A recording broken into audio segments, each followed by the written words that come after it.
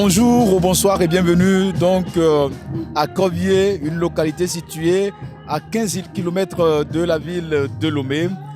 Corvier qui reçoit aujourd'hui l'église Les Missionnaires de la pierre angulaire du pasteur Emmanuel Bidimi. Emmanuel Bidimi que nous avons reçu tout à l'heure pour discuter avec lui par rapport à ces 4 jours de retraite spirituelle. Bonjour Emmanuel. Alors pasteur Emmanuel Bidimi, nous sommes à Corvier avec vous aujourd'hui pour parler un peu de cette retraite spirituelle que vous avez organisée à l'intention de vos fidèles. Dites-nous comment ça s'est passé. Oui, merci beaucoup mon frère. Nous avons organisé cette retraite de prière sous l'inspiration du Saint-Esprit, puisque le Seigneur nous a inspiré il y a de cela un bon moment à se retirer ensemble avec l'Église pour chercher sa face et afin qu'il puisse encore nous alimenter, afin que nous soyons encore plus équipés. Donc c'était ça, c'est sous l'inspiration du Saint-Esprit que nous avons organisé cette retraite de prière à Corvier. Et dites-nous exactement quel a été le programme depuis jeudi que vous êtes là jusqu'aujourd'hui. Merci beaucoup. Depuis jeudi jusqu'au jour d'aujourd'hui, tout d'abord le jeudi soir, nous sommes arrivés ici pour l'installation et la mise en place de certaines choses, c'est-à-dire pour le dernier réglage. Donc quand nous sommes arrivés, il y avait des ouvriers aussi qui sont là. Nous avons besoin de ces ouvriers-là pour pouvoir préparer spirituellement cette retraite de prière. Alors, depuis jeudi jusqu'au jour d'aujourd'hui, jusqu'à ce matin, le jeudi d'abord, le soir, nous avons réuni les ouvriers et nous avons intercédé constamment pour cette retraite. Et ça a commencé autour de 20h, 21h et ça a pris fin à minuit. Oui. Donc le vendredi matin, nous nous sommes retrouvés puisque nous avons un thème. Le thème pour cette retraite, c'est « Il me l'a fait, il te le fera aussi ». Il me l'a fait, il te le fera aussi. Donc nous avons eu des enseignements sur ce thème.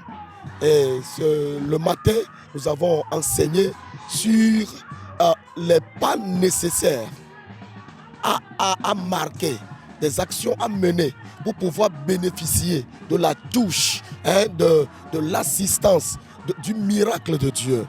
Donc c'était ça, le vendredi matin. Le vendredi matin, quand on finissait autour de midi, et on a observé une petite pause et on a repris le soir. Et le soir de 15h à 18h, nous avons prié pour que le Seigneur puisse libérer l'atmosphère.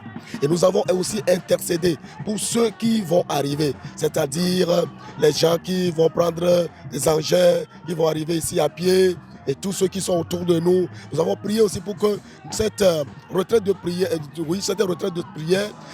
ait un impact positif sur notre localité, cette localité qui nous a abrités.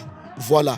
Donc la nuit, à partir de 22h, nous avons commencé une prière nocturne que nous appelons veillée de prière.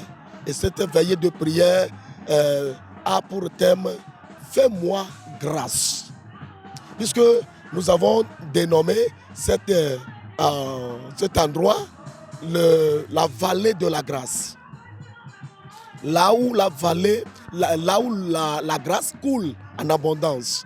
Et quand on dit grâce, on suppose que tout ce que tu ne mérites pas, tout ce que tu n'espères pas, tout ce que tu ne peux pas avoir toi-même par tes mérites, la grâce peut t'octroyer ça. Voilà. Donc c'est autour de ça que nous avons prié. Nous avons prié de 22h jusqu'à 3h du matin. Et nous nous sommes séparés. Donc hier samedi, de 9h à midi encore, nous avons prié.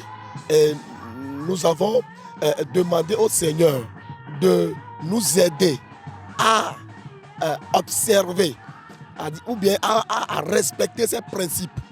Les principes qui sont établis pouvoir nous aider à avoir accès au trône de la grâce. Donc c'était ça. Et le samedi, on finissait aussi autour de midi. Et après ça, le soir, hier soir, c'est-à-dire samedi soir, hier, 2 novembre, nous avons commencé la séance du soirée à partir de 18h. Donc quand on avait commencé, on a voulu seulement louer le Seigneur, le remercier pour tout ce qu'il a fait depuis jeudi jusqu'au jour, jusqu'à hier là. Donc on l'a loué seulement. Et hier, ça n'a pas été facile. Pendant la louange et l'adoration, le Seigneur a œuvré jusqu'à ce qu'il y a 4 bonnes âmes qui sont délivrées de l'alcoolisme. 4 bonnes âmes. Et c'est des hommes. Et ce matin, ils sont là. Ils sont là parmi nous. Donc, nous pensons que c'est ce que le Seigneur veut de nous pour ces 4 jours. Et aujourd'hui, ce matin encore, c'est le jour de l'apothéose. Nous allons tout à l'heure enseigner encore sur tout ce qu'il m'a fait. Nous allons parler de tout ce qu'il m'a fait. C'est ça le thème de ce matin. Tout ce qu'il m'a fait. Donc nous allons partager nos expériences personnelles. Nos expériences personnelles avec les gens.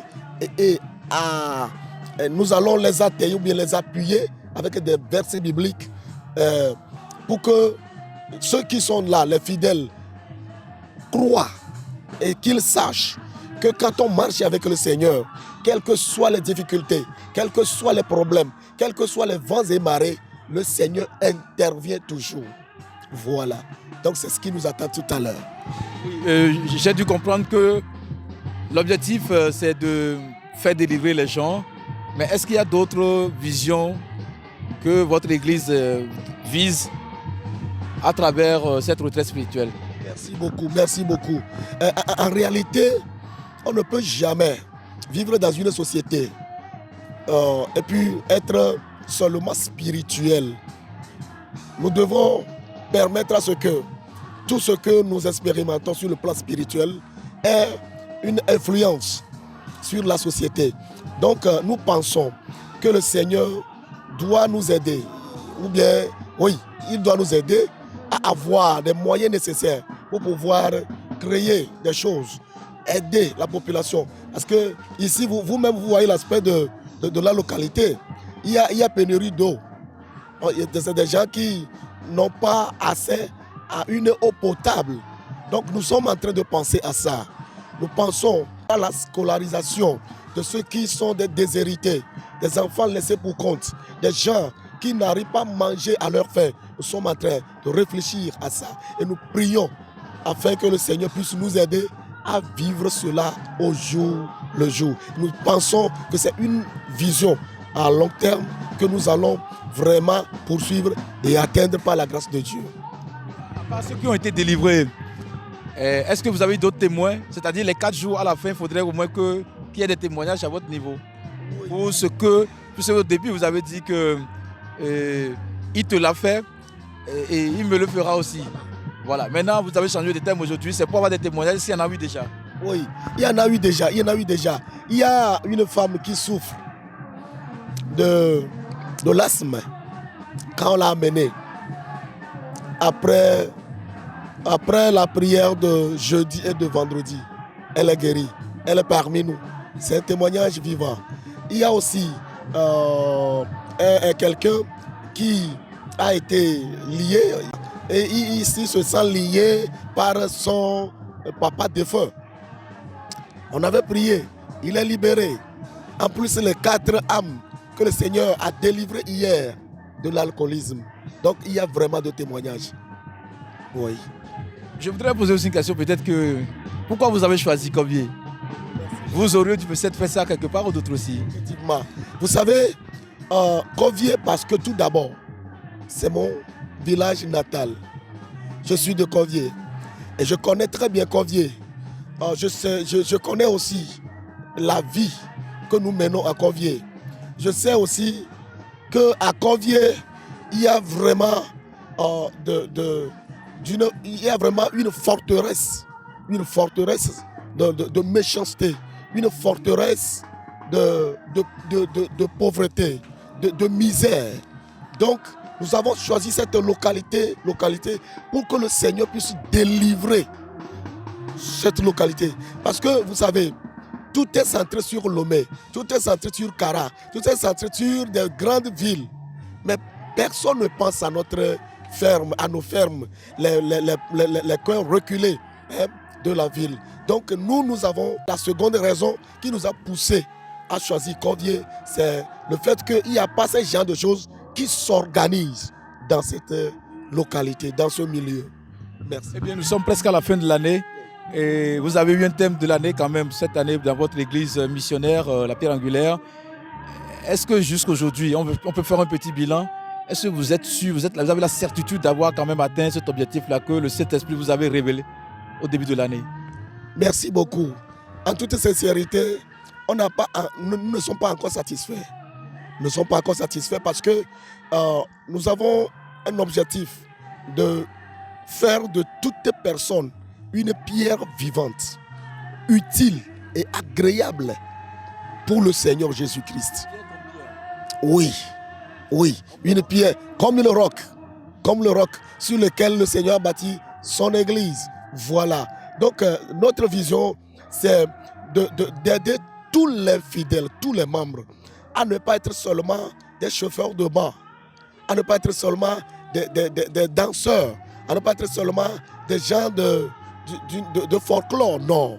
Mais nous voulons que le Seigneur nous aide à préparer, à faire des disciples de Jésus-Christ. Donc c'est les disciples qui deviennent des pierres vivantes, des pierres qui sont utiles pour de bonnes œuvres. Voilà. Donc nous continuons ce thème-là, nous le poursuivons et nous égrenons peu à peu les sous-thèmes. Donc je suis certain que puisque je suis en train de rencontrer déjà le Seigneur par rapport à l'année prochaine, et comme vous venez de le dire, nous nous approchons de la fin de l'année. Donc c'est un mois, c'est-à-dire les derniers mois là, novembre, décembre, c'est des mois de préparation. C'est des mois où on se prépare pour rentrer dans une nouvelle année. Et puisque moi je dis toujours qu'une nouvelle année égale nouvelle alliance, égale nouvelle force, égale nouvelle vie, égale nouvelle vision. Voilà. Donc je demande au Seigneur, est-ce que je dois avoir encore une nouvelle vision, un nouveau objectif, un nouveau thème pour l'année prochaine? Mais le Seigneur me confirme qu'il faut continuer et poursuivre ce thème. Parce que c'est un thème qui fait des gens, des chrétiens authentiques, des chrétiens comme le Seigneur l'entend, pas comme nous l'entendons. Voilà. Donc nous allons poursuivre ce thème l'année prochaine pour que vraiment ce thème puisse avoir de l'impact, de l'influence, afin que l'objectif soit atteint. Pasteur Emmanuel Bidimi, merci beaucoup. C'est aussi.